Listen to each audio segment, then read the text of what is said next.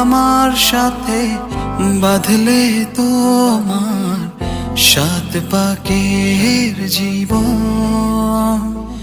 ও দুহাত ভরে সাজাবো তোমায় দেবীর মতো শুনিব।